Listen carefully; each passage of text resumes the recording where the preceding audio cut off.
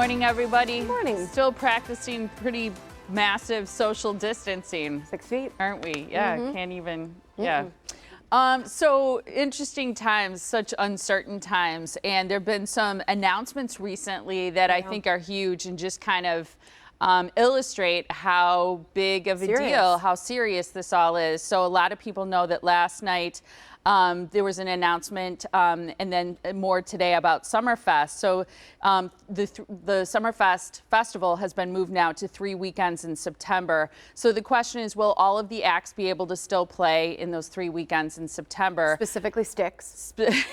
I like Styx too. And then the one thing I was thinking is how nice the weather is oftentimes in September. So maybe that will be sort of the silver lining in this, is that we'll have some really great weather for Summerfest when it takes place in September. I do think, you know, hearing these things, as well as like the Olympics being postponed till 2021, those things are, I think they're starting to set in for all of us. As you mentioned, the severity, you know, of the situation.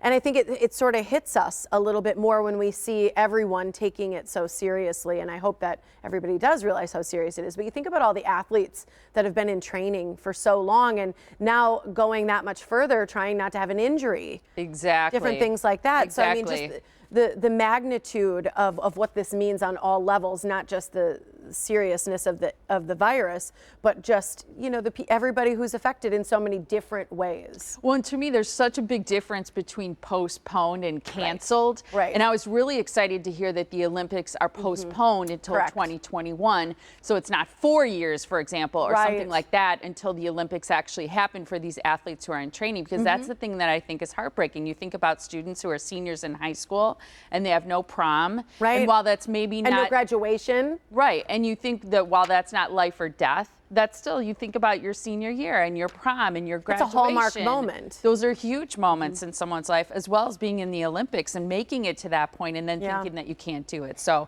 I just think it's interesting. And one note about the Olympics, excuse me, is that Politico is saying that the modern Olympics have never been postponed before. The games, of course, during both world wars, there were cancellations, but not in modern times. So just an interesting note about that. Bigger things being seen, but on a smaller scale, like you even saw in your own neighborhood, different things. Yeah, I was telling people at work, and I think it's fascinating. They've closed down playgrounds and school, you know, where kids have recess, those kinds of things. And they were encouraging families, make sure you tell your kids to stay home. The kids can't gather on playgrounds and athletic fields. Well, they're touching all the same things, because they touch the same balls, all of those stuff. Well, so the basketball hoop very close to my house is on a public playground, and they took off the backboard, the rim, the net, all of that, and the tennis nets are gone as a way of discouraging people from getting together and playing. It's heartbreaking because you want kids to get outside, but it's not safe because it's too close. And you're touching the same ball. Yeah. I mean, we saw Jessie Ricka last night when she was doing her weather update. She was talking about kids playing soccer because they can just kick it. Right. You know, she's like, at least as long as you don't touch the ball, you can kick the ball. Kind of interesting. Yeah. You know,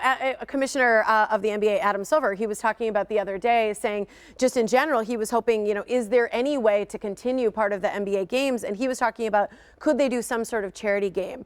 Could they test some of the players to make sure that they were medically safe to be able to play, like quarantine them for a while and then do some sort of charity game? And so that's, you know, that's his kind of high hopes for how he could continue things. And he's like, you know, there's not going to be fans there, but maybe there's still some sort of opportunity to entertain there.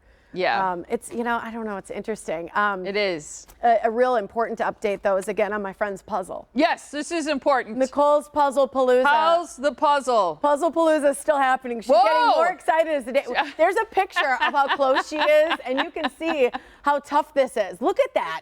So this again is that 1,000 people. I told her friends gave this as a gift. I've said they're such jerks because this is a really hard puzzle. Yeah. But it's taking her forever. And I told her, I'm like, she needs to just pass this on to people afterward, you know, disinfect it. Right. And then pass it on to people as a prank. It's such a cruel trick of a puzzle. She inspired me, though. I ordered a puzzle. Yeah. Well, 2 of them, actually. One of them arrived, but one of them is a puzzle with wood pieces, and they are so small. I wear my readers, my glasses, when I'm doing the puzzle with my daughter. Yeah. Well, she's like, what am I going to do when this puzzle is done? She's like, I can't stop puzzling.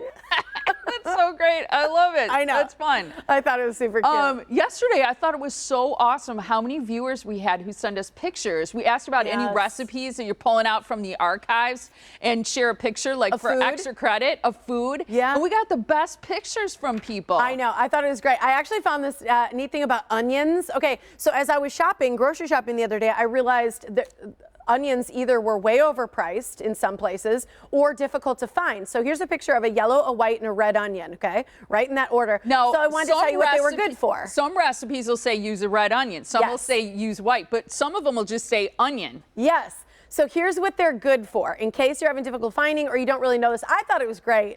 The red onion is best for things like guacamole, pickled onions, salads, and sandwiches, or eaten raw, because it's, that's what it's best for. The white onion is good for your salsas, your chutneys, stir fries. That's the best place to use it. Is very oniony, yeah, right? It's pungent. Like very pungent. Yes. Okay. And then the yellow one is good for your meat roasts, sauces, soups, and stews. That's your best all-around onion for when you're shopping, is the yellow onion. It's kind of like your hard-working onion. Which that's the muscle. But Yeah.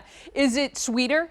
The yellow? There is a sweet onion, that's different, and that one's good for different things like frying. So I said if you're going to make onion rings at home, that would be a good complement to bacon or to a deep fry batter or something like that. Interesting. So yeah, so the sweeter onion's a little bit different for those, and for roasting vegetables as well. They said that's a good one because it's sweet. So it crosses out the bitter. See, I think that's good. People are all cooking at home right now because we're staying at home. A lot of restaurants, unfortunately, are closed.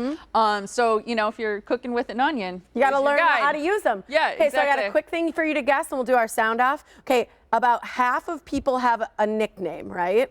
How many people do you think hate their nickname out of those people? Ooh, that's interesting. So half of all people have a nickname that they recognize. And how many hate it? Yeah. What you're saying what percentage? Okay, I'm going to guess 25%.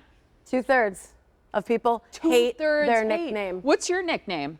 Tippy Turtle. Do you like it? I love it. Aw. I'll tell you a story a little bit later in the show about that, but that's our sound off question today. What's your nickname? How did you get your nickname? You can also add, do you like it? Yeah. I think that's a great question. That's fascinating. Some people don't, and it sticks for life.